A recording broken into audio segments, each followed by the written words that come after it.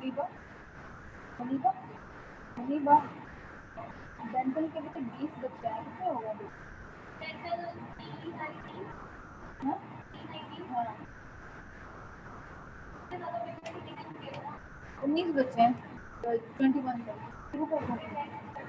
पूछो कितने बच्चे हैं?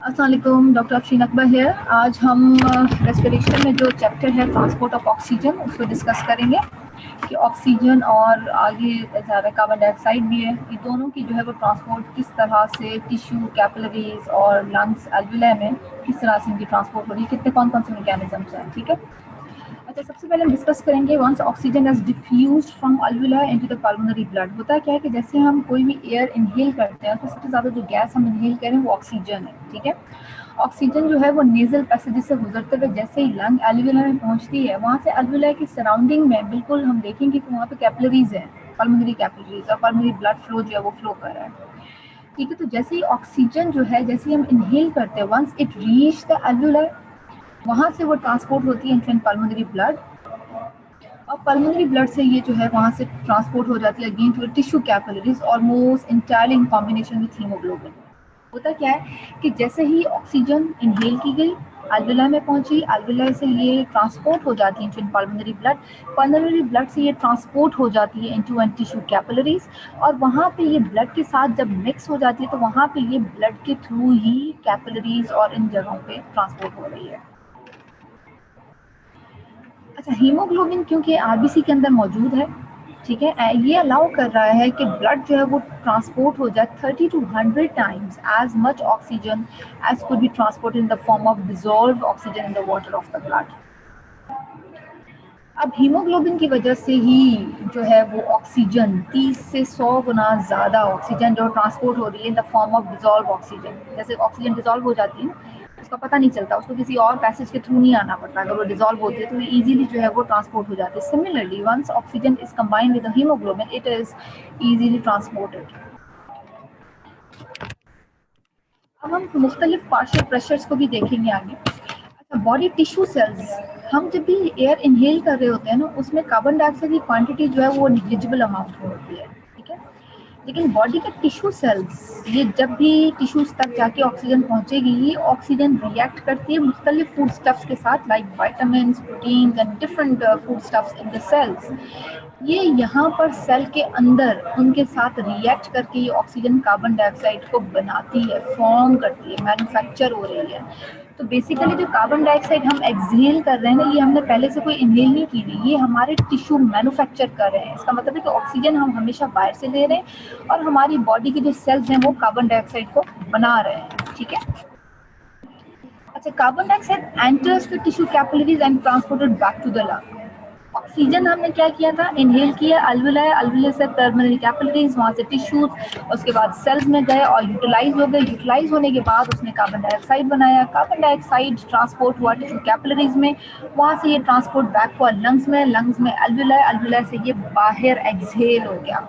So carbon dioxide like oxygen all combined with chemical substances. होता क्या है कि जैसे ऑक्सीजन केमिकल सब्सटेंस हीमोग्लोबिन के साथ कंबाइन थी ना, तो यहाँ पर कार्बन डाइऑक्साइड भी जो है कुछ चीज़ों के साथ कंबाइन होकर जो है वो ट्रांसपोर्ट हो रही है, और ब्लड में ये ट्रांसपोर्ट हो रही है जब भी किसी केमिकल सब्सटेंस के साथ कंबाइन होती है, तो ये कब कितना ट्रांसपोर्ट होती है, increase carbon dioxide transfer 15 to 20 folds. अब ऑक्सीजन जो है वो लंग से टिश्यू, बॉडी टिश्यूज तक कैसे पहुंचती है, वो मुख्तलिफ हम देखेंगे कि कुछ पार्शियल प्रेशर्स है जिसकी वजह से ये इस तरह से ट्रांसपोर्ट हो रही है। ऑक्सीजन डिफ्यूज करिए from alveoli to the pulmonary capillary blood due to greater oxygen partial pressure in the alveoli than in the pulmonary capillary blood. होता क्या है कि जहाँ पर भी प्रेशर ज़्यादा होता है वो प्रेशर हमेशा उस तरफ फ्लो करता है जहाँ पे प्रेशर कम होता है। तो जैसे ही हमने ऑक्सीजन इनहेल की तो अल्विलाई में उसका प्रेशर ज़्यादा था, ठीक है, और पल्मोनरी कैपिलरी ब्लड में उसका प्रेशर कम था, तो ये इजीली अल्विलाई से जो है पल्मोनरी कैपिलरी ब्लड में जो है वो डिफ्यूज हो जाती है। In the other tissue body higher PO2 in the capillary blood then in the tissue, और उसके बाद फिर जब हम टिश्यू के साथ कंपेयर करेंगे तो कैपिलरी ब्लड के अंदर उसका प्रेशर ज्यादा होगा, ठीक है, वहां से वो टिश्यू में ट्रांसपोर्ट हो जाएगी, causes oxygen diffuse into the surrounding cells. इसका मतलब ये हुआ कि अगर हम तीन हायरार्कीज को देखें, तीन लेवल्स को देखें, तो सबसे ज्यादा ऑक्सीजन का पार्शियल प्रेशर अल्विलाई में, दूसरे नंबर में पल्मोनरी कैपिलरी में है ब्लड के अंदर, उसके बाद वहां से वो टिश्यू में, टिश्यूज के बाद वो सेल के अंदर है, ताकि ये इसी तरह से पहले अल्विलाई से ट्रांसपोर्ट हो जाए इनटू पल्मोनरी कैपिलरी ब्लड, वहां से ये टिश्यूज में ट्रांसपोर्ट हो, टिश्यू से वो सराउंडिंग सेल्स में ट्रांसपोर्ट हो जाए। क्यों? क्योंकि जहां से ट्रांसपोर्ट शुरू हो रही है वहां पे पार्शियल प्रेशर ज्यादा है, जहां पे पहुंच रही है वहां पर कम है। तो हमेशा जब भी ट्रांसपोर्ट होती है from higher concentration gradient to the lower concentration gradient होती है, राइट।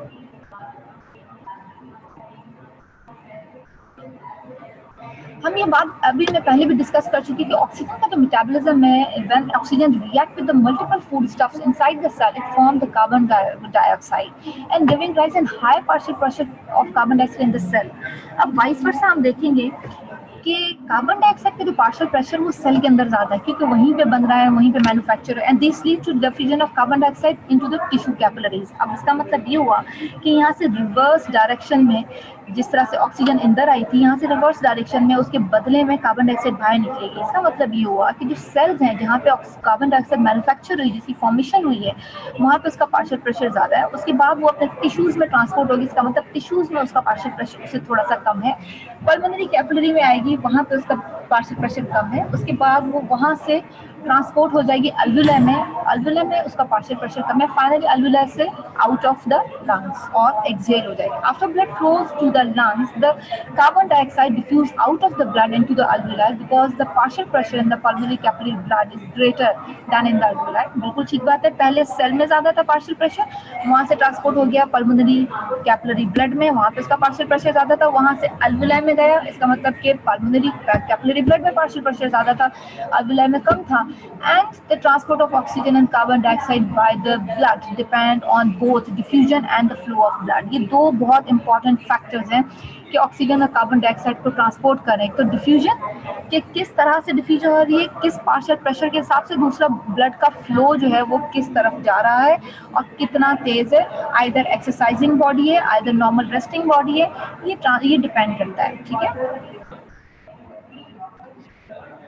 अब हम देख रहे हैं कि ऑक्सीजन जो है वो डिफ्यूज करिए from alveoli to the pulmonary capillary blood. यहाँ पे हम कुछ जो है पार्शियल प्रेशर्स को डिस्कस करेंगे। पल्मोनरी अल्वेलाई जो एडजेसेंट है बिल्कुल पल्मोनरी कैपिलरीज, आपने देखे होंगे पहले भी कुछ डायग्राम्स में, जहाँ पे पल्मोनरी अल्वेलाई जो होते हैं, जो अल्वेलस होते हैं, उसके सराउंडिंग में पूरी कैपिलरीज होती है, ठीक है, वहाँ पे डिफ्यूजन हो रही है ऑक्सीजन मॉलिक्यूल्स की between the alveolar and the pulmonary blood. ये बात हम पहले भी बहुत दफा डिस्कस कर चुके हैं, लास्ट टाइम भी जो लेक्चर था उसमें मैंने ये आपको डायग्राम्स दिखाई थी। सो पल्मोनरी ऑक्सीजन इन द अल्वेलाई के अंदर इसका प्रेशर कितना था, 104, ठीक है, क्योंकि अल्वेलाई में ऑक्सीजन का पार्शियल प्रेशर ज्यादा है, ठीक है, where is the partial pressure of oxygen in the venous blood entering the pulmonary capillary at its arterial averages only 40 millimeter of mercury। अल्वेलाई के अंदर कितना है, 104। उसके बाद अल्वेलाई से ये कहाँ चला जाता है, पार्शियल प्रेशर ऑफ ऑक्सीजन ये ब्लड में चला जाता है पल्मोनरी कैपिलरीज में। पल्मोनरी कैपिलरीज के दो एंड्स हैं, उस एंड में वीनस एंड भी है, ठीक है, उस एंड में इसका जो है वो आर्टीरियल एंड भी है। जो वीनस एंड है बेसिकली वो वीनस एंड, वहाँ से ऑक्सीजन जो है ऑक्सीजन पार्शियल प्रेशर ऑक्सीजन और वीनस एंड यहाँ से ये एंटर हो जाती है पल्मोनरी कैपिलरीज में, ठीक है। इसका मतलब ये हुआ कि जिस वक्त वीनस एंड है, ठीक है, जिस वक्त वीनस एंड की हम बात कर रहे हैं या जिस वक्त हम आर्टीरियल एंड की बात कर रहे हैं, यहाँ पे थोड़े से हमें प्रेशर डिफरेंसेस नजर आएंगे। अल्वेलाई के अंदर कितना है, 104। अब पार्शियल प्रेशर ऑफ ऑक्सीजन जो वीनस एंड, जो वीनस ब्लड है जो एंटर कर रहा है पल्मोनरी सर्कुलेशन के अंदर, पल्मोनरी कैपिलरीज के अंदर, एट इट्स आर्टीरियल एंड, इसके आर्टीरियल एंड पे जाके इसका जो पार्शियल प्रेशर रहता है वो 40 रह जाता है, because a large amount of oxygen was removed from the blood and it pass through the peripheral tissues. क्यों यहाँ तक पहुंचा 40 तक? क्योंकि ये सारी बॉडी में ऑक्सीजन को ट्रांसपोर्ट करता हुआ यहाँ तक पहुंचा है कि इसकी ऑक्सीजन जो है वो शेड ऑफ, ये ट्रांसपोर्ट हो चुकी है, ये बांटी जा चुकी है। ठीक है, आगे इस डायग्राम भी इसके एक में दिखा दूंगी, हम यहाँ पर देख लेते हैं। ये एल्वियस हो गया, इसका पार्शियल प्रेशर है 104। ठीक है, 104 इसका पार्शियल प्रेशर हो गया। उसके बाद हमने देखा इसका आर्टीरियल एंड, इसका मतलब ये हुआ कि आर्टीरियल एंड वाला जो ब्लड है, देखो वीनस जो एंड होता है ना वो क्या होता है कि ये वीनस एंड वाला जो ब्लड है ना ये 104 ही होगा। ठीक है, क्यों? ये उस वक्त ये राइट एट्रियम में ये ब्लड जा रहा है। ठीक है, ये डीऑक्सीजनेटेड अभी तक ब्लड है। ये आर्टीरियल एंड में इतना कम क्यों रह गया कि यहाँ तक पहुँचते पहुँचते ऑक्सीजन जो है ये सारी डिलीवर हो चुकी है टिश्यूज को, इसीलिए ये 40 मिलीमीटर ऑफ मर्करी बच गया। ठीक है, इनिशियल प्रेशर डिफरेंस जो है that causes oxygen to diffuse into the pulmonary capillaries, ये पल्मोनरी कैपिलरीज में जाए वो कितना है 104 माइनस 40। ठीक है, 104 और माइनस 40, ये पल्मोनरी कैपिलरी में जाने के लिए एक प्रेशर डिफरेंस है। तो कितना डिफरेंस हो गया 64 मिलीमीटर ऑफ मर्करी का। रैपिड राइज जो है ना ब्लड ऑक्सीजन का, as the blood passes through the capillary, the blood PO2 rises almost to that of the alveolar by the time the blood removed two-third of the distance to the capillaries become almost 104। हम इसकी बात कर रहे थे अल्विलाई की 104। ठीक है, उसके बाद हमने देखा कि ये सारे जगहों पे बांट बूंट के जाके जो 104 था ये सारा बांट बूंट के कितना जाके पहुंचा 40 मिलीमीटर ऑफ मर्करी। यहाँ से जैसे ही ब्लड पल्मोनरी कैपिलरी में आया है, यहाँ से मूव किया, अभी इसने 2/3 ही एरिया पास किया है, तो फॉरन अल्विलर एयर और फिर PO2 और वीनस एंड ये दोनों इक्वल हो जाती है, क्योंकि यहाँ से डिफ्यूजन हो रही है अल्विला से। ये देखो यहाँ पे ये एरो इस तरफ आ रहा है, ऑक्सीजन जो है ये अल्विला से इधर आ रही है। ठीक है, तो यहाँ पे क्योंकि अल्विला से inside the pulmonary capillary oxygen बार बार डिफ्यूज होकर आ रही है, तो कुछ एक जगह वीनस एंड तक ये आ जाती है कि ये 104 तक ही पहुंच जाती है जितनी एल्विलर के अंदर है। लेकिन आर्टीरियल एंड तक क्योंकि ये टिश्यू को सप्लाई कर रहा है, ये ऑक्सीजनेटेड ब्लड है, तो ये सारा का सारा क्या हो जाता है, ये टिश्यू को बांट चुका होता है यहाँ पे, इसीलिए इसकी क्वांटिटी कम हो जाती है, ऑक्सीजन ज़्यादातर टिश्यू को सप्लाई हो चुका होता है। अगेन इस डायग्राम में हमें ये भी चीज़ नज़र आ रही है कि हम यहाँ पर ये चीज़ भी देख रहे हैं कि blood PO2 millimetre of mercury में, ठीक है 40 है ना, 40 मिलीमीटर ऑफ मर्करी, ये ब्लड इसमें एंटर होता गया, ये जैसे ही ये क्रॉस करता गया है, या हम कहें कि ये 2/3 ऑफ कैपिलरी का डिस्टेंस कवर कर चुका है, तो ये अल्विलर ऑक्सीजन के बराबर हो गया है 104।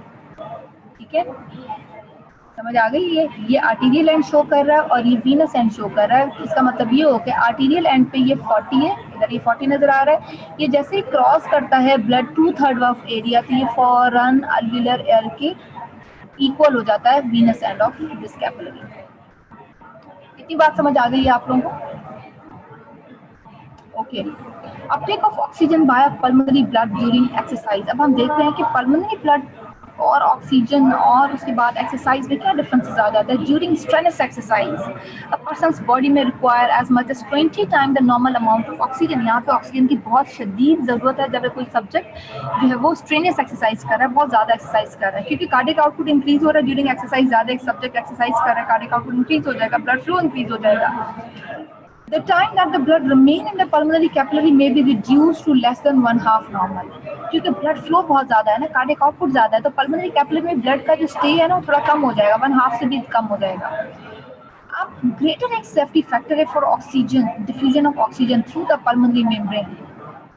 The blood still become almost saturated with oxygen by the time it leaves the pulmonary capillary। हालांकि देखिए एक सब्जेक्ट को बहुत ज़्यादा ऑक्सीजन की ज़रूरत है, बहुत ज़्यादा फ्लो है, बहुत कम ड्यूरेशन के लिए वो पल्मोनरी सर्कुलेशन में उसका ब्लड स्टे कर रहा है, अगेन वो सारा का सारा सैचुरेट होके ऑक्सीजन के साथ उसके बाद वो पल्मोनरी कैपिलरी से निकल रहा है, और वहाँ से निकलने के बाद ये आर्टीरियल एंड पे पहुँच रहा है, आगे एओर्टा में जा रहा है, और फाइनली या हमसे कहें कि ये लेफ्ट हार्ट में जा रहा है, वहाँ से वो सारी बॉडी को सप्लाई होने आ रही है। ठीक है, इसके एक रिलेशन एक भी है, डिफ्यूजिंग कैपेसिटी जो है ना ऑक्सीजन की इंक्रीज हो जाती है almost 3-fold during the exercise. होता क्या है कि आपने शायद पहले लेक्चर्स में ये बात सुनी हो कि जो डिफ्यूजिंग कैपेसिटी होती है जो डिफ्यूजिंग कैपेसिटी होती है ना ऑक्सीजन की, वो ड्यूरिंग एक्सरसाइज ज़्यादा हो जाती है, ऑक्सीजन ज़्यादा डिफ्यूज़ करती है। नंबर वन एक ये फैक्टर है कि हम देख रहे हैं कि जो उसका जो पार्शियल प्रेशर है वो जो है इन कार्डिक आउटपुट इंक्रीज हो रहा है, हमें एक्सरसाइज के दौरान 20 गुना जो है वो ऑक्सीजन की ज़्यादा ज़रूरत है। तो एक क्या डिफ्यूजिंग कैपेसिटी इंक्रीज हो गई। दूसरा आपने ये सुना होगा कि जब एक्सरसाइज की जाती है तो जो बहुत सारे एल्वियल्स ऐसे जो खामोश बैठे रहते हैं, जो बिल्कुल चुप होते हैं, जिनमें ऑक्सीजन की डिफ्यूजन नहीं होती, वो भी एक्टिवेट हो जाते हैं। वहाँ पे जो कैपिलरीज हैं वो भी एक्टिवेट हो जाती हैं और वो उनका डिफ्यूजिंग और जो है वो ट्रांसपोर्ट हो रही है oxygen carbon dioxide. And this results mainly from increase surface area of capillary participation in the diffusion. क्योंकि पहले कैपिलरीज कम थी, लेकिन अब जब बंदा एक्सरसाइज करना शुरू हो जाता है ना, जो खामोश कैपिलरी, जो डॉर्मेंट कैपिलरीज भी होती हैं, जो वर्क नहीं करती, वो भी काम करना शुरू हो जाती हैं, ज़्यादा हो जाती है। इसका मतलब कि सरफेस एरिया आपने ज़्यादा कर दिया, ठीक है। So also due to almost ideal ventilation perfusion ratio in the upper part of the lung. अब होता क्या है कि अपर पार्ट ऑफ लंग में जो आइडियल वेंटिलेशन परफ्यूजन रेशियो थोड़ा कम होता है, क्योंकि हम देखेंगे जो परफ्यूजन है वो ज़्यादातर जो है वो निचले एरिया में या लोअर लोब्स में ज़्यादा होती है। लेकिन क्योंकि एक सब्जेक्ट एक्सरसाइज कर रहा है तो वहाँ पे वेंटिलेशन भी ज़्यादा हो रही है, वहाँ के अल्वेओलाइज भी बहुत ज़्यादा काम कर रहे हैं, वहाँ पे परफ्यूजन भी अच्छी हो गई है, इसीलिए सरफेस एरिया ज़्यादा हो गया, वेंटिलेशन परफ्यूजन रेशियो ग्रेटर हो गया, डिफ्यूजन कैपेसिटी इंक्रीज हो गई। इसलिए अगर बहुत कम देर के लिए भी ब्लड जो है वो पल्मोनरी सर्कुलेशन में स्टे कर, इसके बावजूद वो सैचुरेट होकर भी निकलेगा। Number 2, during non exercising condition, एक सब्जेक्ट एक्सरसाइज नहीं भी कर रहा, the blood becomes almost saturated with oxygen by the time it passes through 1/3 of the pulmonary capillary, and little additional oxygen normally enters the blood during the latter two-thirds of its transit. Non exercising condition के अंदर भी जितना भी blood है वो almost वो भी oxygen के साथ सैचुरेट हो जाता है। जब भी वो 1/3 पल्मोनरी कैपिलरी को क्रॉस करता है ना वो ब्लड, तो फौरन सैचुरेट होना शुरू हो जाता है, क्योंकि अल्विला से तो बार बार आप देखें ना कि ऑक्सीजन तो आ ही रही है, और कुछ लिटिल ऑक्सीजन एडिशनल भी जो ब्लड में एंटर हो जाती है, और आगे के 2/3 में भी। तो blood normally stayed in the lung capillaries about 3 times as long as needed to cause full oxygen। तो ज़रूरी क्या है कि ब्लड को कितना स्टे करना चाहिए, 3 टाइम ज़्यादा करना चाहिए कि वो फुल्ली ऑक्सीजनेशन के साथ हो जाए। लेकिन during exercise even with the shortened period और shortened time of exposure in the capillaries, the blood can still become fully oxygenated because of these previous reasons. Number 1, diffusing capacity, increased surface area, ideal ventilation perfusion ratio। कम भी stay कर रही है फिर भी इन 3 causes की वजह से वो फुली सैचुरेट हो रही है during exercise. Transport of oxygen in arterial blood, 98% जो ब्लड होता है ना एंटर होता है लेफ्ट एट्रियम में। लेफ्ट एट्रियम में मतलब ये सारा घूम फिर के आ गया, लंग से ऑक्सीजनेट होकर आ गया है आर्टीरियल जो ब्लड है लेफ्ट एट्रियम में from the lungs has just passed through the alveolar capillaries and become oxygenated up to 104 millimeter of mercury। हमें पता है कि जी alveolar में जब भी ऑक्सीजन पहुंचती है ना आगे, तो वो कितनी हो जाती है, 104 उसकी ऑक्सीजन हो जाती है, ठीक है। और रिमेनिंग जो 2% रहेगा, हमने 98 की बात की ना, रिमेनिंग जो 2% है ना वो ब्लड वो पास करता है from the aorta to the bronchial circulation. Bronchial circulation का क्या मतलब है कि जो डीप स्ट्रक्चर होते हैं ना लंग के, उसको भी ब्लड सप्लाई कर रहा है। वो ऑक्सीजन जो है, जब वो ब्लड जो वो एयर को एक्सपोज नहीं होता, क्योंकि अल्वेला के पास से नहीं गुजरता ना, वो ब्रोंकियल सर्कुलेशन से गुजरता है। होता है क्या है कि वो जो ब्लड है, जो 2% ब्लड की हम बात कर रहे हैं, वो ब्लड जो है वो शंट फ्लो कहलाता है उस ब्लड फ्लो को, because this blood shunt pass the gas exchange area. वो एयर को एक्सपोज नहीं हुआ, वो ऑक्सीजनेटेड ब्लड नहीं है, ठीक है। कहाँ से आ रहा है, ब्रोंकियल सर्कुलेशन से, लेकिन अल्वेलाई के पास से नहीं गुजरा, अल्वेलाई के साथ जो कैपिलरीज है वहाँ से नहीं गुजरा, इसीलिए वहाँ पर गैसेस एक्सचेंज नहीं हुआ। So this blood flow is called as shunt flow. On leaving the lung, जैसे लंग से निकलते हैं तो पार्शियल प्रेशर जो है शंट ब्लड का नॉर्मल सिस्टमिक वीनस ब्लड के अंदर वो 40 मिलीमीटर ऑफ मर्करी होता है, बिल्कुल होता है जी वीनस ब्लड के अंदर। When this blood combined with the pulmonary veins, ये क्या होता है, ये ब्लड घूम करके जब पल्मोनरी वेन के साथ कंबाइन करता है ना, जो पल्मोनरी वेन्स के अंदर हम देखते हैं oxygenated blood from the alveolar capillaries pulmonary vein के साथ आके मिक्स होना शुरू हो गया। This is called a venous admixture of blood. ये जो 2% ब्लड जो कि ऑक्सीजन को या गैसेस को एक्सपोज नहीं हुआ, ये शंट फ्लो और शंट ब्लड कहलाएगा।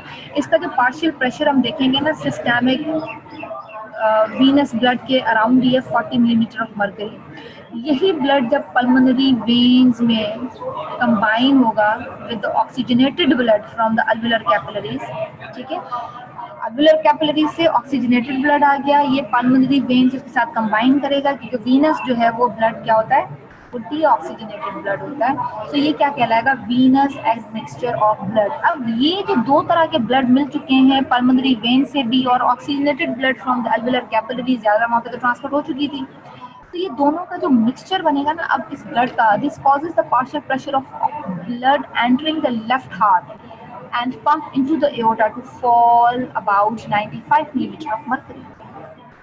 ठीक हो गया। अब क्या हो गया, ये इसका पार्शियल प्रेशर तो बिल्कुल उसके जितना ही था, 40 मिलीमीटर ऑफ मर्करी, ठीक है, और ये जो है दोबारा कितना हो गया, 95 हो गया। कब, जब भी ये ऑक्सीजनेटेड ब्लड के साथ जाके मिक्स हुआ है, ठीक है। यहाँ पे इस डायग्राम में हमें नजर आ रहा है कि यहाँ पे कुछ पार्शियल प्रेशर ऑक्सीजन लिखा हुआ है। सिस्टमिक वीनस ब्लड में ये 40 के करीब होता है, 40 millimetre of mercury. Pulmonary capillaries में ये कितना हो जाता है, 98, जो हमने अभी डिस्कस किया था। ये 2% जो यहाँ पे जो ये ब्रैकेट लगा हुआ है, ये वीनस एडमिक्सचर है। फिर ये सिस्टमिक आर्टीरियल ब्लड में जो है ये थोड़ा सा और कम होना शुरू हो जाता है। सिस्टमिक कैपिलरीज में again it remains toward and 40, ठीक है, ये 40 पे आ जाता है।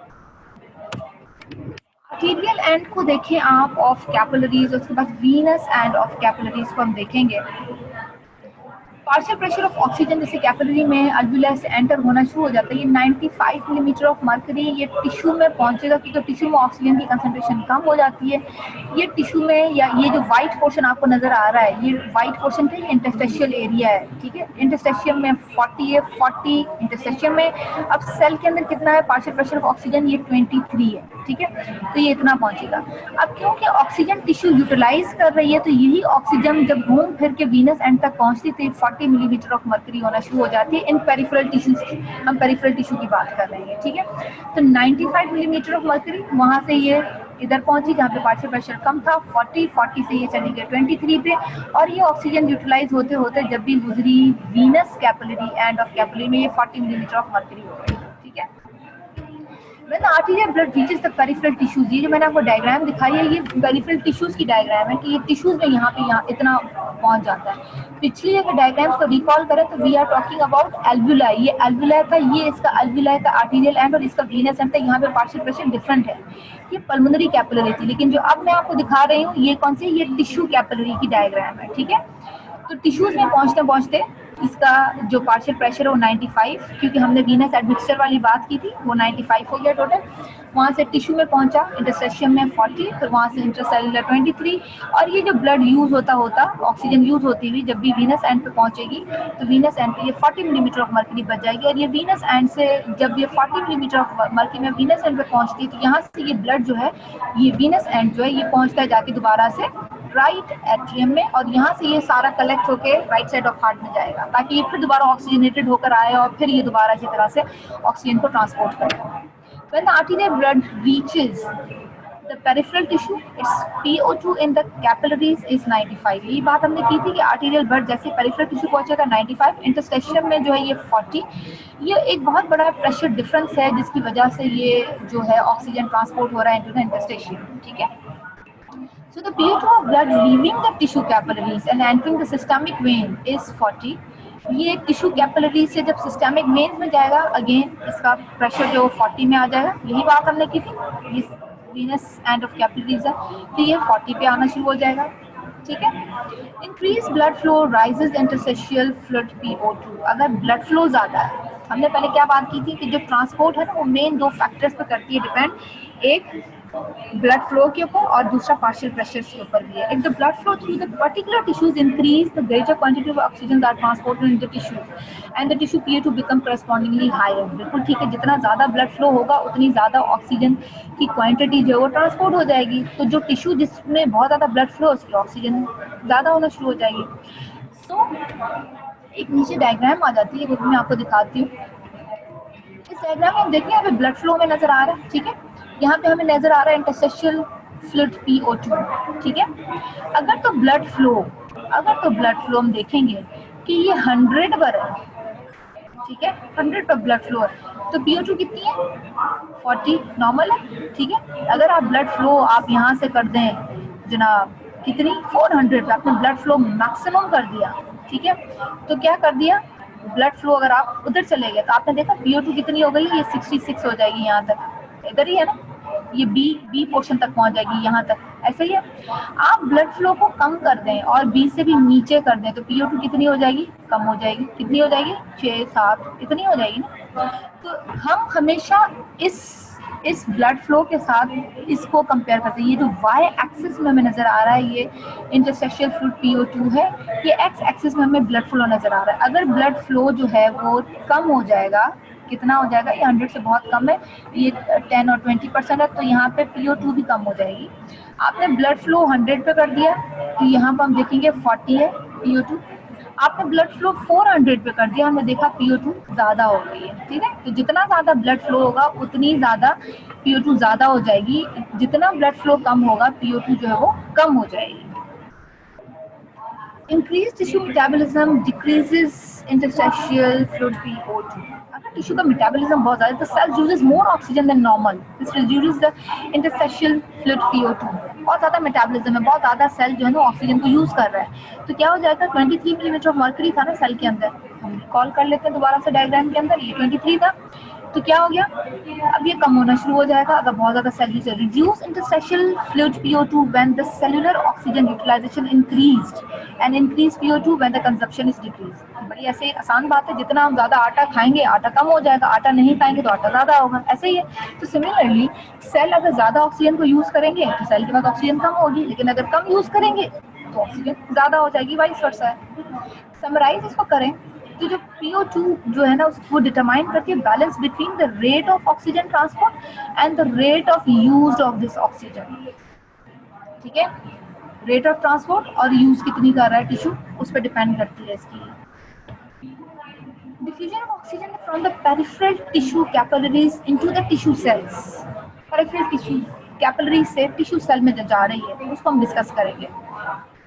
Oxygen always being used by the cells, हमें पता है वो यूज भी होती है, वो उसके मुकाबले कार्बन डाइऑक्साइड बनाती है। तो intracellular PO2 in the peripheral tissues usually cause cells जो है remain lower than the PO2 in the peripheral capillary, बिल्कुल ऐसा ही है। There are considerable physical difference between the capillaries and the cells। हमने पहले भी डिस्कस किया था कि जो रेंज है इंटरस्टिशियम की उसकी वो 40 है और वो टिश्यू के अंदर 23 है। So just 1 or 3 millimeter of mercury of oxygen pressure is normally required for the chemical processes that uses oxygen in the cells। ये तो कहता है कि जी 1 से 3 मिलीमीटर ऑफ मर्क्यूरी भी ऑक्सीजन प्रेशर होगा ना उसके अंदर तो बहुत है कि जितना सेल यूज कर रहा है अपने केमिकल प्रोसेस के ऑक्सीजन। लेकिन even this low intracellular PO2 of 23 is more than adequate and provide a larger safety factor। देखिए हालांकि सेल को जरूरत कितनी है, 1 से 3 मिलीमीटर के लिए, ताकि सेल अपना सारा काम शाम कर सके, ठीक है, सारी हड्डियां वड्डियां बना ले सारी। लेकिन उसके बावजूद इन्होंने, हम देख रहे हैं कि सिस्टमेटिकली इसके अंदर 23 मिलीमीटर ऑफ मर्करी जो है वो मौजूद है, ये लार्जर सेफ्टी फैक्टर है। जी anyone asking any question? Okay, ये बात समझ आ गई कि जरूरत 1 से 3 की है, लेकिन बहुत सारा पड़ा हुआ है 23 मिलीमीटर मर्करी। क्यों पड़ा हुआ है? ताकि अगर कभी एक्सरसाइज करें, कभी मेटाबॉलिज्म ज्यादा हो जाए तो ऑक्सीजन मौजूद हो यूज होने के लिए। डिफ्यूजन, अब हम कार्बन डाइऑक्साइड के ऊपर आ जाते हैं कि कार्बन डाइऑक्साइड की डिफ्यूजन है when oxygen is used by the cell virtually all of it becomes in carbon dioxide and this transformation increases the intercellular PCO2। Cells ने ऑक्सीजन को यूज किया, जितनी भी यूज हो गई oxygen with react with the food stuffs, ये transform हो गई इसके अंदर किसमें, PCO2 कार्बन डाइऑक्साइड में। Because this elevated tissue cell PCO2 diffuses from the cell into the capillaries and is then carried by the blood to the lungs। बिल्कुल ऐसा ही है। एक पॉइंट जो ट्रांसपोर्ट चेन है ना इनकी, वो बड़ी इंपॉर्टेंट है इसके अंदर। There is a major difference between the diffusion of carbon dioxide and oxygen. ये दोनों आपस में इकट्ठी गुजर रही हैं, ऑक्सीजन अंदर की तरफ आ रही है, वो कार्बन डाइऑक्साइड बाहर की तरफ जा रही है, ठीक है। इसके अंदर सबसे इंपॉर्टेंट जो चीज है ना, वो कार्बन डाइऑक्साइड डिफ्यूज करती है about 20 times as rapidly as oxygen, उससे 20 गुना ज्यादा डिफ्यूज करती है ऑक्सीजन के मुकाबले में, ठीक है। The pressure difference required to cause oxygen diffusion are in each instance far less than the pressure difference required to cause oxygen diffusion. अब ये जो प्रेशर डिफरेंस होता है ना कार्बन डाइऑक्साइड का, वो बहुत ही कम प्रेशर डिफरेंस पे भी ये जो है वो ट्रांसपोर्ट हो जाती है, लेकिन ऑक्सीजन के मुकाबले में देखें तो ऑक्सीजन को थोड़ी ज़्यादा प्रेशर डिफरेंस चाहिए होता है, ठीक है, लेकिन ये बहुत ही कम प्रेशर डिफरेंस पे भी ट्रांसपोर्ट हो जाएगी। The carbon dioxide pressure is approximately the following: intracellular 46 है, ठीक है, उसके बाद इंटरस्टेशियम में 45 है, डायग्राम में देखिए, इंट्रासेल्युलर 46, इंटरस्टेशियम में 45, ठीक हो गया।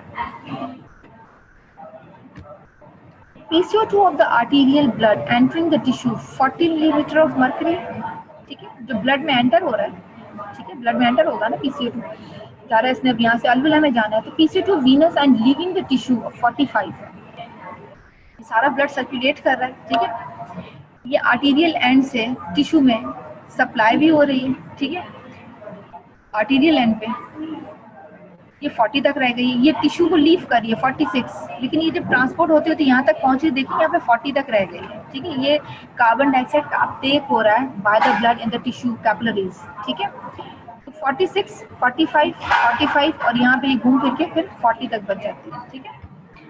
The PCO2 of the pulmonary capillary blood falls to almost equal to the alveolar, ठीक है। The PCO2 of pulmonary capillary blood, pulmonary capillary में जो ब्लड है उसका जो PCO2 है वो फॉल कर जाता है बिल्कुल alveolar PCO2 of 40 millimeter of mercury because it has passed more than about 1/3 of distance through the capillaries। अब ये कैपिलरी का इतना मोर देन 1/3 कैपिलरी का डिस्टेंस भी करके आ जाता है, तो हम देखेंगे कि पल्मोनरी कैपिलरी का और अल्विलर PCO2 जो है ना बिल्कुल एग्जैक्टली इक्वल होना शुरू हो जाते हैं, ठीक है, 40 मिलीमीटर ऑफ मर्करी।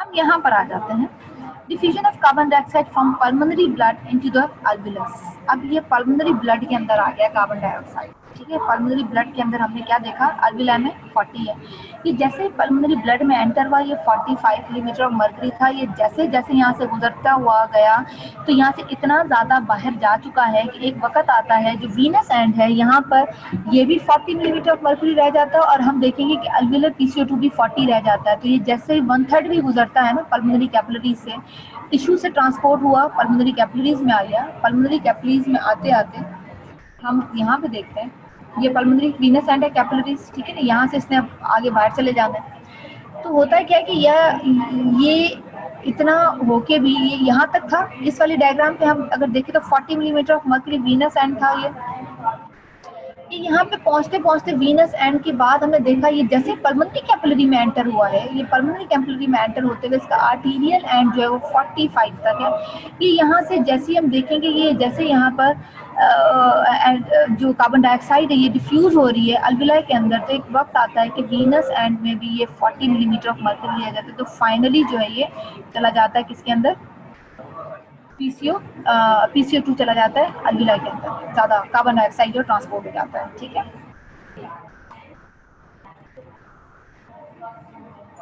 अगर हम इसको कंपेयर करते हैं ऑक्सीजन के साथ, तो ऑक्सीजन में हम देखेंगे कि यहाँ पे हम क्योंकि अब यहाँ पे देख रहे थे कि जो कार्बन डाइऑक्साइड था वो जो है अल्विलर कार्बन डाइऑक्साइड का पार्शियल प्रेशर दिखा रहे हैं कि ये 40 तक आ गया, ये 45 पे था आर्टीरियल एंड में, ठीक है, उसके बाद ये चला गया है 40 तक, ठीक है।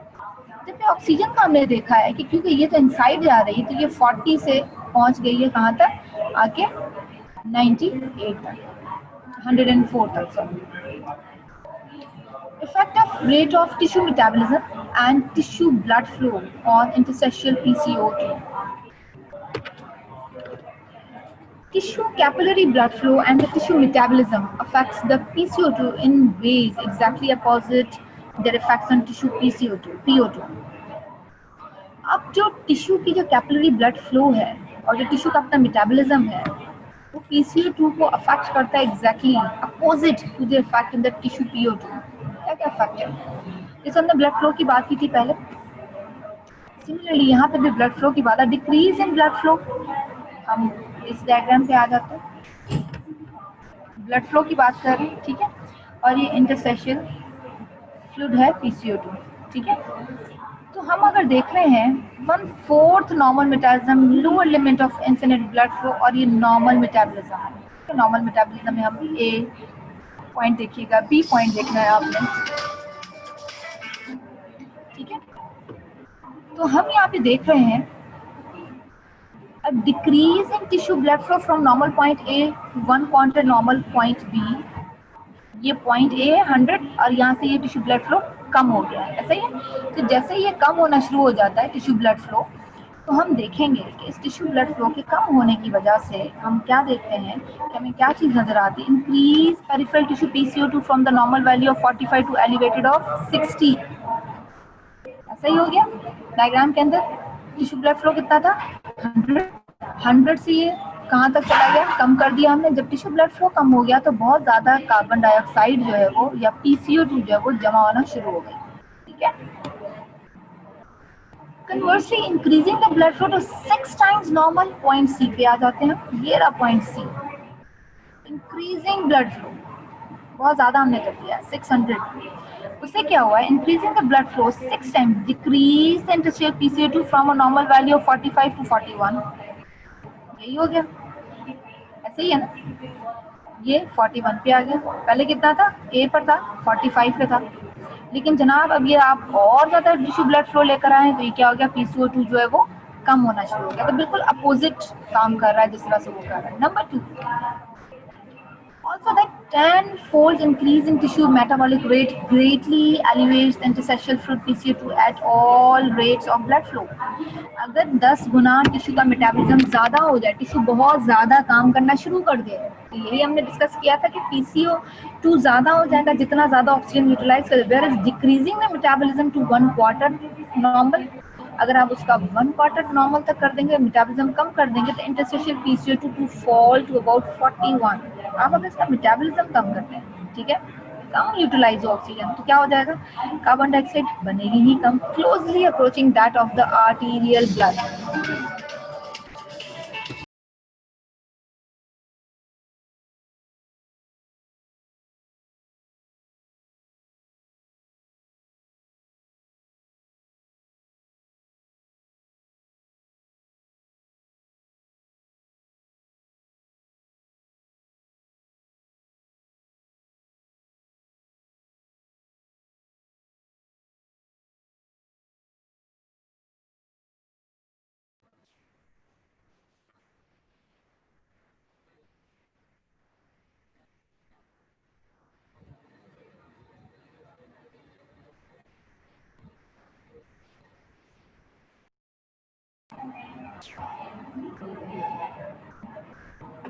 नोट, तो हमने क्या देखा कि अगर तो मेटाबॉलिज्म ज़्यादा हो जाता है तो PCO2 ज़्यादा हो जाएगा, मेटाबॉलिज्म कम हो जाता है तो PCO2 जो है वो कम होना शुरू हो जाएगा, ठीक है। हीमोग्लोबिन का क्या रोल है इन ऑक्सीजन ट्रांसपोर्ट? जी बड़ा इंपॉर्टेंट रोल है हीमोग्लोबिन का। हम देखेंगे normally about 97% of oxygen transported from the lungs to the tissues is carried in chemical combination with haemoglobin in the RBCs। हमने पहले भी डिस्कस किया था कि 97% और 98% जो ऑक्सीजन ट्रांसपोर्ट हो रही है लंग्स में, ठीक है, वो किसी केमिकल कॉम्बिनेशन की वजह से हो रही है, which is haemoglobin in the RBC। तो remaining 3% is transported in the dissolve state in the water of plasma and the blood. तो बाकी की 3% ऑक्सीजन है ना, वो ऐसे डिसॉल्व हो जाती है उसी प्लाज्मा के अंदर ही। सो नॉर्मल कंडीशन में oxygen is carried to the tissue almost entirely by the haemoglobin. ये कौन लेकर जाएगा, ये हीमोग्लोबिन लेकर जाएगा, ठीक है। Reversible combination of oxygen and haemoglobin, एक इनकी रिवर्सिबल कॉम्बिनेशन है। ऑक्सीजन मॉलिक्यूल जो है ना वो कंबाइन करता है loosely and reversibly with the haem portion of the haemoglobin. Oxygen का जो मॉलिक्यूल है वो लूज होता है, रिवर्सिबल होता है, हीम पोर्शन ऑफ हीमोग्लोबिन के साथ ये बाइंड हो जाता है।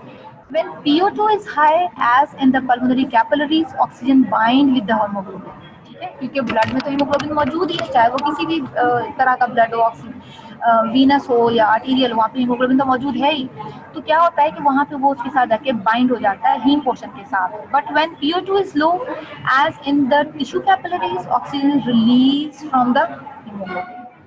अब होता क्या है कि इसका एक और एक भी बड़ा मजे का काम, ये पल्मोनरी कैपिलरीज में क्यों बाइंड हो जाता है, जो हम कह रहे हैं ना लूजली रिवर्सिबली, क्योंकि यहाँ पे PO2 हाई होगा तो ये बाइंड हो जाएगा, PO2 लो हो जाएगा तो ये रिलीज हो जाएगा। देखिए कितनी खूबसूरत बात है कि हीमोग्लोबिन में पहुंचना था टिश्यू के पास, ठीक है, वहां से एक तेज रफ्तार गाड़ी में आके बैठ गया haemoglobin.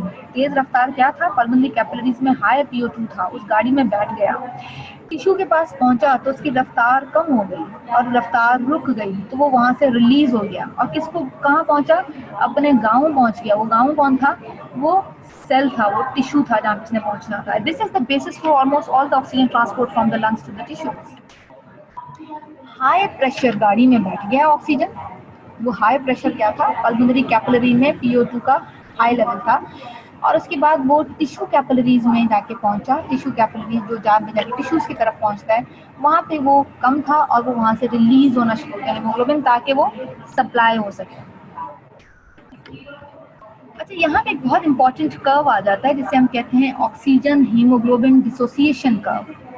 The oxygen hemoglobin dissociation curve, which demonstrates a progressive increase in the percentage of hemoglobin bound with oxygen as blood PO2 increases. बिल्कुल ये बात हमने अभी की थी कि ब्लड PO2 इंक्रीज होगी तो ऑक्सीजन की जो बाउंड परसेंटेज है वो ज्यादा होना शुरू हो जाएगी, ठीक है। Because the blood leaving the lung and entering the systemic arteries usually has a PO2 of about 95 millimeter of mercury. ये जैसे ही लंग से निकलता है ब्लड, सिस्टमिक आर्टरीज में पहुंचा, सिस्टमिक आर्टरीज में 95 मिलीमीटर ऑफ मर्क्यूरी होता है, ऐसे ही होता है ना। तो हम इसमें देख सकते हैं कि फ्रॉम द डिसोसिएशन कर्व, ये डिसोसिएशन कर्व हमें नजर आ रहा है, ठीक है। यहाँ पे हमें वॉल्यूम इन परसेंटेज नजर आ रहा है, यहाँ पे हमें pressure of oxygen in blood नजर आ रहा है, PO2 कितना होना चाहिए, और यहाँ पे हमें हेमोग्लोबिन की सैचुरेशन नजर आती है कि कितने PO2 पे कितना सैचुरेट होता है, ठीक है, कितने PO2 पे कितना ज्यादा हीमोग्लोबिन जो इसके साथ बाइंड हो जाता है, अटैच हो जाता है, ठीक है। So one can see the dissociation curve that the usual oxygen saturation of systemic arterial blood averages 97%. हमने यहीं पे देखिए oxygenated blood leaving the lung, कितना ब्लड सारा घूम फिर के ऑक्सीजनेट होके लंग से निकला है, तो ये कितना हो गया है, 97% हो गया। Conversely in the normal venous blood returning from the peripheral tissue, एक पेरिफेरल टिश्यू से आ रहा है blood, reduce blood returning from tissue. In normal venous blood returning from the peripheral tissue, the PO2 is about 40, ठीक है, ये इधर 40 के उसमें आ रहा है, फ्रॉम द टिश्यूज ये आ रहा है जो ब्लड, ये 40 है। And the saturation of haemoglobin averages 75%। अब ये जो आपको ये वाला एरो नजर आ रहा है, हम ये देख रहे हैं कि ये वो ब्लड है जो टिश्यू से रिटर्न होके आया था, ये टिश्यू से रिटर्न होके आया था, तो इसकी जो एवरेज परसेंटेज निकली थी कि ये इतना परसेंट, ये परसेंटेज है ना सैचुरेशन, तो ये एवरेज ये 75% था। लेकिन क्योंकि ये टिश्यू से निकल के आया, उसके बाद यहाँ से ये लंग में चला गया, लंग में ये ऑक्सीजनेट होने के बाद ये फिर 97% आ गया, तो इसका मतलब ये हुआ कि ये वाला जो पोर्शन है, ये नीचे वाला जो बिग हमें एक ये ब्रैकेट नजर आ रहा है, इस ब्रैकेट में हमें ये चीज नजर आ रही है कि ये वो ब्लड है जो रिटर्न हुआ है फ्रॉम टिश्यू, जो टिश्यू से रिटर्न हुआ उसका 40 मिलीमीटर ऑफ मर्करी था, ऐसा ही था ना। उसके बाद आप इसकी सैचुरेशन देखिए, इसमें कितना हीमोग्लोबिन सैचुरेटेड है, ये 75% इतना ही सैचुरेटेड है। लेकिन ये ब्लड यहाँ से रिटर्न होकर टिश्यू के बाद ये जब राइट हार्ट में गया, उसके बाद ये लंग्स में चला गया, ऑक्सीजनेटेड ब्लड अब जब लंग्स से निकल रहा है तो वो 97% सैचुरेटेड है, ठीक हो गया। और यहाँ पे हम इसकी अगर PO2 को भी देखें तो ये हमें यहाँ पे ये 104 तक नजर आ जाता है। Maximum amount of oxygen that can combine with hemoglobin of the blood, maximum amount जो ऑक्सीजन की है ना वो कंबाइन हो जाती है ब्लड हीमोग्लोबिन के साथ, यही बात हमने पहले भी डिस्कस की है। तो अगर हम इसको रेशियो वाइज देखें, इसको वॉल्यूम के साथ कंपेयर करें, तो blood of normal person contain 15 gram of haemoglobin in each 100 ml of blood. एक किसी भी 100 ml को देखेंगे तो normal cardiac output of blood कितना था, 5 लीटर्स तो होता है, तो हम एक 100 ml उठा रहे हैं, छोटी सी जो नॉर्मल सिलेंडर छोटी सी ड्रिपें होती है ना, उतना 100 ml, या गिलास का भी बिल्कुल छोटा सा पोर्शन, आधा गिलास से भी थोड़ा सा कम। तो ये 100 ml ऑफ ब्लड में देखेंगे 15 ग्राम हीमोग्लोबिन होती है। ईच ग्राम ऑफ हीमोग्लोबिन जो है ना वो बाइंड करता है मैक्सिमम 1.34 ml ऑफ ऑक्सीजन, ठीक है। क्या कितना करता है, ईच ग्राम ऑफ हीमोग्लोबिन कितने ग्राम है, 15 ग्राम है ना, तो हर ग्राम जो है वो 1.34 ml ऑक्सीजन को जो है वो अपने साथ बाइंड कर लेता है। 1.39 ml when the hemoglobin is chemically pure but impurities such as sweet hemoglobin reduces. Yes. होता क्या है कि ये जो ऑक्सीजन जो होती है ना हीमोग्लोबिन के साथ जब ये बाइंड होता है, जबकि ऑक्सीजन की हम बात कर रहे हैं, तो क्या होता है कि बेसिकली होता तो 1.39 ml ही है, ठीक है, when the haemoglobin is chemically pure होता है। लेकिन क्योंकि इम्प्योरिटीज होती है हीमोग्लोबिन में, कुछ मैथ हीमोग्लोबिन भी होता है जिसको रिड्यूस करता है, सो टोटली जो बाइंड होता है ना जाके वो 1.34 बाइंड होता है, इतना बाइंड होता है। सो एवरेज अगर देखें तो 15 gram of haemoglobin in 100 ml वो कंबाइन होता है टोटल 20 ml ऑफ ऑक्सीजन के साथ। ऐसे ही है, आप इसको इसके साथ अगर मल्टीप्लाई कर दें ना 15 ग्राम के साथ, तो हम देखेंगे कि 15 ग्राम ऑफ हीमोग्लोबिन जो 100 ml के अंदर है वो कंबाइन करता है total 20 ml of oxygen if the haemoglobin is 100% saturated, and this is usually expressed as 20 volume percent. ये 20 वॉल्यूम परसेंट की बात कर रहे हैं, ठीक है। अगर तो प्योर पूरा का पूरा ब्लड ऑक्सीजनेट हो गया, हीमोग्लोबिन से बाइंड हो गया, तो ये 20 के हिसाब से 20 ml ऑफ ऑक्सीजन जो है ना परसेंटेज में, वॉल्यूम में आपने ऑक्सीजन को लिया है, तो ये 20% वॉल्यूम ऑक्सीजन जो है ये बाइंड हो गई है विथ हीमोग्लोबिन, ठीक है। Amount of oxygen released from the hemoglobin when systemic arterial blood flow through the tissues.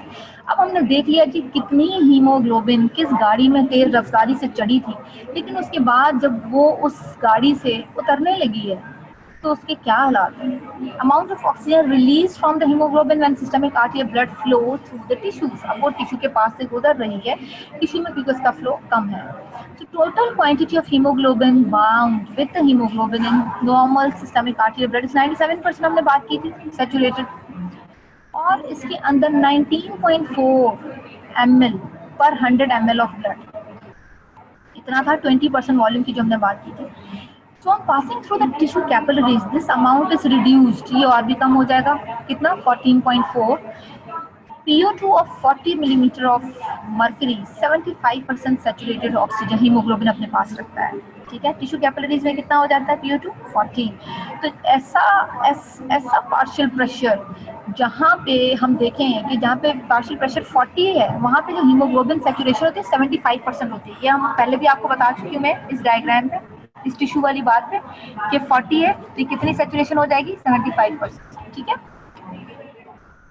75% hemoglobin is saturated. Under normal condition, about 5 ml of oxygen are transported from the lungs to the tissue by each 100 ml of blood flow. Normal conditions है, आप exercise नहीं कर रहे, कोई subject जो है वो किसी भी स्ट्रेनियस एक्सरसाइज में नहीं है, तो 5 ml जो ऑक्सीजन है ना वो ट्रांसपोर्ट होती है from the lungs to the tissue by each 100 ml of blood flow. 5 litre हर 100 ml के साथ वो फ्लो करती रहेगी, ट्रांसपोर्ट होती रहेगी, ठीक है। वो जो हमने बात की है वो हमने सैचुरेशन की बात की 75%, और उसकी सैचुरेशन में कितनी होती है हीमोग्लोबिन 14.4 होती है, जहाँ पे पार्शियल प्रेशर इतना होता है, ठीक है। लेकिन अगर हम नॉर्मल कंडीशंस की बात करें तो हम क्या बात कर रहे हैं कि हम ये जिक्र कर रहे हैं कि जनाब जब भी नॉर्मल कंडीशन होगी तो 5 ml जो ऑक्सीजन है वो ट्रांसपोर्ट होती रहेगी लंग से टिश्यूज की तरफ पहुंचेगी, हर 100 ml ऑफ ब्लड फ्लो के साथ वो 5 ml वो पहुंचता रहेगा, ठीक है। अब transport of oxygen is markedly increase during strenuous exercise. पहले हमने क्या बात की कि जनाब वो कितनी 5 ml तो पहुंच रहा है, लेकिन अब हम एक्सरसाइज की बात करें, मसल जो है ना वो मसल सेल वो ऑक्सीजन को यूज करता है बड़े रैपिड रेट के ऊपर, बहुत ज़्यादा। एक्सट्रीम केसेस में can cause the muscle interstitial partial pressure to fall from 40 to as low as 15 millimetre of mercury. आप टिश्यू इतना ज़्यादा ऑक्सीजन खा गया है कि वो 40 मिलीमीटर से 15 में पहुंच गया। हमने टिश्यू के लिए ये पढ़ा था कि उसको अपना सारा काम करने के लिए 1 से 3 मिलीमीटर ऑफ मर्करी भी ज़्यादा है, तो चले इसके पास 15 मिलीमीटर ऑफ मर्करी तो मौजूद ही है। At this low pressure 4.4 ml of oxygen remains bound with the haemoglobin in each 100 ml of blood. So 19.4 minus 4.4 और 15 ml is the quantity of oxygen actually delivered to the tissue by each 100 ml of blood flow. अब exercise में बहुत ज़्यादा पहुंच रहा है, ठीक है। बहुत ज़्यादा जो है वो ऑक्सीजन डिलीवर हो रही है, उसको ज़्यादा ज़रूरत है, क्योंकि देखो पार्शियल प्रेशर भी यहाँ पे कम होना शुरू हो गया, क्योंकि ऑक्सीजन यूटिलाइज बहुत ज़्यादा हो रही है, मसल को ऑक्सीजन चाहिए बहुत ज़्यादा, ठीक है। ज़्यादा ऑक्सीजन कैसे आएगी, बहुत ज़्यादा आप लंबे सांस लेंगे, बहुत ज़्यादा इनहेल कर रहे होंगे, तो जो लो प्रेशर भी रह गया ना 15-20, तो उसका मतलब है फिर भी जितनी भी उस प्रेशर पे भी जो हीमोग्लोबिन है ना वो सैचुरेट होके आ रहा है ऑक्सीजन के साथ, ठीक है। सो 4.4 ml ऑफ ऑक्सीजन रिमेन उसके साथ बाइंड रहती है ईच 100 ml ऑफ ब्लड के साथ। सो 19.4 जो कि इसका नॉर्मल था, नॉर्मल रेट में था, उसमें से आप 4.4 को माइनस कर दें तो भी 15 ml जो है क्वांटिटी ऑफ ऑक्सीजन ये डिलीवर हो रही है with each 100 ml of blood flow. तो पहले कितनी थी, 20 ml तो उसका परसेंटेज था ही ना, तो आपको 15 भी इस कम फ्लो पे भी 15 ज़्यादा है, उसको सही ऑक्सीजन मिल रही है। सो 3 times as much oxygen as normal is delivered in each volume of blood that passes through the tissues. Cardiac output can increase to 6 to 7 times normal in well-trained marathon runners. जो बड़े well trained होता है ना marathon runner, ये हमारे जैसा नहीं कि आज उठे भागे और उसके बाद थक आके बैठ गए। जो वेल ट्रेंड होते हैं ना, जिनको पता होता है कि जी उन्होंने मैराथन रनर जो वो रनिंग कॉम्पिटिशन्स में जाना होता है, उनका कार्डियक आउटपुट भी बड़ा मेंटेन्ड होता है, इतना ही ज़्यादा होता है in any case. So 6 to 7 times से ज़्यादा उनका जो है वो ज़्यादा हो जाता है cardiac output. So with lower pressure 4.4 ml oxygen जो है रिमेन बाइंड रहती है उसके साथ। जो टोटल हमने देखा था वो 19.4 में से अपना माइनस कर दें और 15 ml जो है वो फिर भी total quantity of oxygen deliver हो रही है each 100 ml of blood flow के साथ। और ब्लड फ्लो देखो, क्योंकि सब्जेक्ट मैराथन रनर है, एक्सरसाइज कर रहा है, तो जल्दी जल्दी वहाँ से गुजर रहा है। अब ये ट्रांसपोर्ट ऑफ ऑक्सीजन है ड्यूरिंग स्ट्रेनियस एक्सरसाइज। यहाँ पे हम प्रेशर ऑक्सीजन का देख रहे हैं इन द ब्लड PO2, ठीक है, और यहाँ पर हम देख रहे हैं oxygen in the blood volume percent के अंदर, ठीक है। पहले हमने जब नॉर्मल देखा था, जो बहुत नॉर्मल था, ऑक्सीजन बाउंड होता है हेमोग्लोबिन के साथ, बिल्कुल 20% वॉल्यूम के साथ हो रहा है, ठीक है। और उसके बाद हमने देखा कि PO2 भी जो होती है ना वो यहाँ पे 95 के करीबी होती है, ये नॉर्मल है, नॉर्मल आर्टीरियल ब्लड के अंदर, ठीक है। फिर हमने देखा कि ये नॉर्मल वीनस ब्लड के अंदर भी जो वो 40 तो है ही है मिलीमीटर ऑफ मर्क्यूरी PO2। फिर हमने देखा वीनस एंड फिर इन एक्सरसाइज ये और भी कम हो जाती है, 15 मिलीमीटर ऑफ मर्क्यूरी। हमने भी यही डिस्कस किया था ना कि कितनी हो जाती है, 15 मिलीमीटर ऑफ मर्क्यूरी ये गिर जाती है, ठीक है। 15 मिलीमीटर ऑफ मर्क्यूरी के बावजूद जो ऑक्सीजन जो है वो कितने कदर बाउंड है उसके साथ, फिर भी 20 वॉल्यूम परसेंट से ये कहाँ तक आके पहुंच गई थी, ये 15% तक आके ये पहुंच गई थी, ठीक है। So multiplying the increased cardiac output 6 to 7 times fold by the increased oxygen transport in each volume 3-fold, which gives a 20-fold increase in oxygen transport to the tissues. क्योंकि बहुत ज़्यादा ब्लड फ्लो है, उतनी saturated उतनी है, लेकिन पहुंच बहुत जल्दी जल्दी रही है, 3 गुना ज़्यादा फोल्ड इंक्रीज ट्रांसपोर्ट है उसकी, ठीक है। कार्डियक आउटपुट ज़्यादा है, इंक्रीज ऑक्सीजन ट्रांसपोर्ट है हर वॉल्यूम के साथ ही। तो इसका मतलब ये हुआ कि ड्यूरिंग एक्सरसाइज सेल जितना ज़्यादा ऑक्सीजन खाता रहेगा उसी तरह ब्लड फ्लो ज़्यादा होगा, ज़्यादा से ज़्यादा ऑक्सीजन जो है उसको तरफ पहुँचती रहेगी।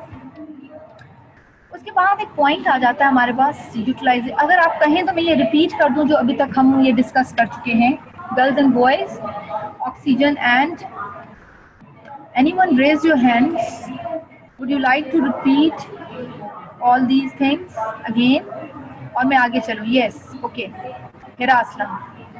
I'm more than happy to see the results or see the answers or see the questions. Okay, good. फजर भी कह रही है, इस्मा भी कह रही है, okay, I will repeat again. हमने आज लेक्चर में डिस्कस किया है, कि ऑक्सीजन की ट्रांसपोर्ट और कार्बन डाइऑक्साइड की जो ट्रांसपोर्ट है तो दोनों अपोजिट डायरेक्शंस में। ऑक्सीजन की ट्रांसपोर्ट किस तरह से होती है, हम बहुत सारी एयर इनहेल करते हैं, उस इनहेल्ड एयर में जो है वो ऑक्सीजन का जो हम पार्शियल प्रेशर बेसिकली देखते हैं कितना पार्शियल प्रेशर होता है। इनहेल्ड ऑक्सीजन जो है वो वैसे अगर एयर में देखें तो 146 होती है, लेकिन वो पहुंचते पहुंचते अल्विला में 104 मिलीमीटर ऑफ मर्क्यूरी तक पहुंच जाती है ऑक्सीजन का पार्शियल प्रेशर। अब अल्विला से इसमें पहुंचना होता है पल्मोनरी कैपिलरी के अंदर, पल्मोनरी कैपिलरी में इसका पार्शियल प्रेशर थोड़ा सा और कम हो जाता है, ये पल्मोनरी कैपिलरी में ट्रांसपोर्ट हो जाती है। पल्मोनरी कैपिलरी से ये ट्रांसपोर्ट हो जाती है इनटू एन टिश्यू कैपिलरी, यहाँ पे इसका प्रेशर और कम हो जाता है। टिश्यू कैपिलरी से पहुंच जाती है इनसाइड द टिश्यू, इसका प्रेशर और कम हो जाता है। अब ये टिश्यू का काम है बहुत सारी ऑक्सीजन को यूटिलाइज कर लेना, ठीक है। जब ये बहुत सारी ऑक्सीजन यूटिलाइज होना शुरू हो जाती है, तो अगर पार्शियल प्रेशर को मैं रिकॉल करूँ तो 104 होता है अल्विलाई के अंदर, सिस्टमिक आर्टरीज में पहुंचता है 95 हो जाता है, उसके बाद ये टिश्यूज में आता है 40, फिर सेल के अंदर आता है 23 मिलीमीटर ऑफ मर्क्यूरी। ठीक है, अब सेल ने सारी ऑक्सीजन तो यूटिलाइज कर ली, उसको खा पी लिया, सारा कुछ कर लिया, और इस लेवल तक पहुंचते पहुंचते जितनी ऑक्सीजन जो है वो बाइंड होती है हीमोग्लोबिन के साथ, वो 97% बाइंड होती है। 3% ऑक्सीजन ऐसी भी होती है जो ऐसे ही उस प्लाज्मा में डिजोल्व होकर पहुंच जाती है। ठीक है, टिश्यू ने जितने भी मेटाबॉलिज्म के हिसाब से उसको ऑक्सीजन को यूटिलाइज किया, उसको यूज कर लिया, तो हुआ क्या कि उसने बहुत सारी कार्बन डाइऑक्साइड बना ली। टिश्यू जब बहुत सारी कार्बन डाइऑक्साइड बनाता है, जहाँ पे फैक्ट्री होती है ना, वहाँ पे देखिए ना, वहाँ पे चीज़ें ज़्यादा होती हैं एज कम्पेयर टू जहाँ पे आप सप्लाई करते हैं चीज़ों को। तो ये फैक्ट्री है inside the cell where the carbon dioxide is formed. So इस फैक्ट्री के अंदर क्योंकि कार्बन डाइऑक्साइड बन गई है, तो यहाँ पे ये ज़्यादा है, तो फैक्ट्री से भी ये ट्रांसपोर्ट हो जाएगी गुदामों की तरफ। गुदाम कौन कौन से जनाब? सेल से इंटरस्टेशियल फ्लूइड में गई, इंटरस्टेशियल फ्लूइड से ये कैपिलरीज में चली गई, वीनस एंड में गई, और फिर ये वीनस ब्लड में एंटर होते हुए वहाँ से पहुँचते हुए असल में उस कार्बन डाइऑक्साइड ने वहाँ से पहुँचना किधर है? बेसिकली ये यहाँ से पहुँचेगी अल्विलाई के अंदर।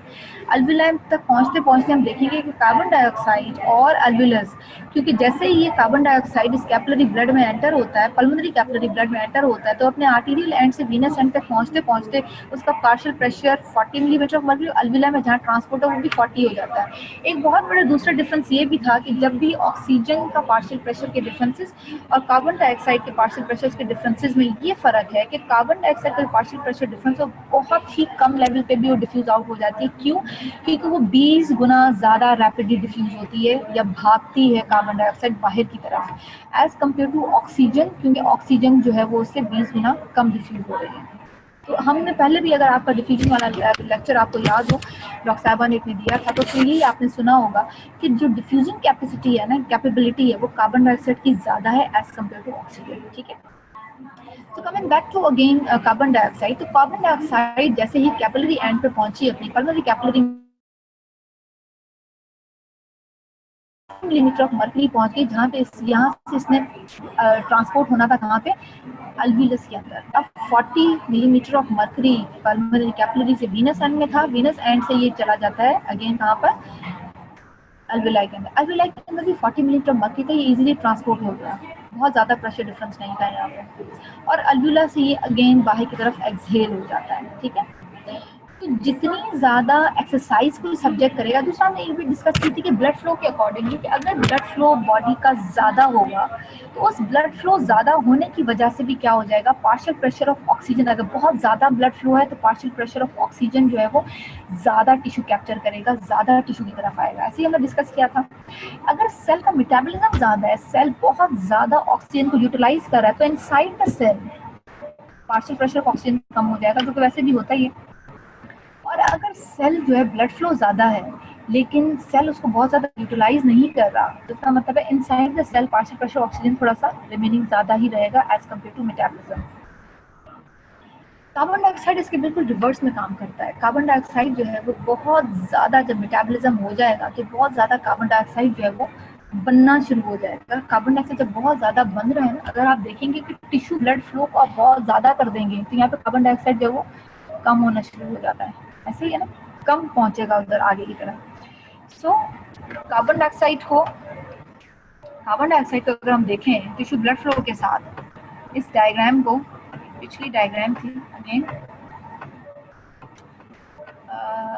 यहाँ पे, सो PCO2 में यहाँ पे ब्लड फ्लो ज़्यादा कर देते हैं, क्या हो जाएगा? PCO2 जो है वो कम होना शुरू हो जाएगा। नॉर्मल कितना होता है? 41, ये 40 पे पहुंच जाएगा। लेकिन अगर आप ब्लड फ्लो कम कर देंगे तो जनाब क्या हो जाएगा? PCO2 जो है वो ज़्यादा होना शुरू हो जाएगा।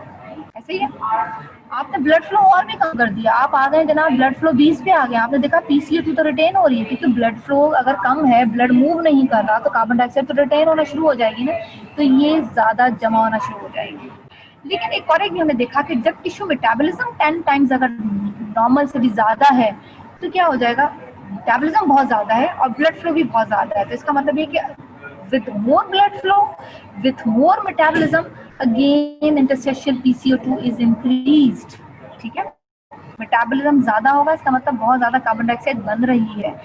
तो बेशक ब्लड फ्लो भी ज़्यादा हो, मेटाबॉलिज्म अगर 10 गुना ज़्यादा हो जाएगा ना, तब भी PCO2 ज़्यादा ही हो जाएगी। इट ऑल डिपेंड्स कि if blood flow is increase and the metabolism is normal. अगर ब्लड फ्लो इंक्रीज भी है, मेटाबॉलिज्म का नॉर्मल है, तो क्या हो जाएगा कि PCO2 बहुत माइल्ड डिग्री पे इंक्रीज होगा। But when the blood flow is increase, metabolism is 10 time normal, मतलब 10 टाइम नॉर्मल मेटाबॉलिज्म से 10 गुना ज़्यादा है, फिर हमने देखा कि जी PCO2 तो एक तो ब्लड फ्लो ज़्यादा तो है, लेकिन क्योंकि 10 गुना ज़्यादा वो सेल उसको यूटिलाइज कर रहा है, तो यहाँ पे अगेन PCO2 रिटेन होना शुरू हो जाएगी। इतनी बात समझ आ बच्चों आपको? हीमोग्लोबिन डिसोसिएशन कर्व को भी एक दफा मैं रिपीट कर देती हूँ कि हीमोग्लोबिन डिसोसिएशन कर्व के अंदर देख रहे हैं partial pressure of oxygen in the blood. हम ये देख रहे हैं कि ये वो ब्लड है, इस कर्व में अगर आप इसकी तरफ देखें, रिड्यूस ब्लड है जो रिटर्निंग फ्रॉम द टिश्यू। यहाँ पे ये कितना बाउंड होता है, 75% सैचुरेट होता है विद द हीमोग्लोबिन। यहाँ पे इसका पार्शियल प्रेशर होता है टिश्यूज में 40। लेकिन ये यहाँ से जैसे लंग्स में चला जाएगा, लंग्स में सारा का सारा ब्लड ऑक्सीजनेटेड हो जाएगा, ये 100% और जो है ये 97% सैचुरेट होगा। और जितना हम वॉल्यूम में बात करें ऑक्सीजन की, ये 20% वॉल्यूम जो है वो उसके साथ बाइंड होता है, इतना ऑक्सीजन जो है वो ट्रांसपोर्ट हो रहा है। कल हम इसको इंशाल्लाह कंटिन्यू करेंगे and will finish this topic tomorrow इंशाल्लाह। अल्लाह हाफिज।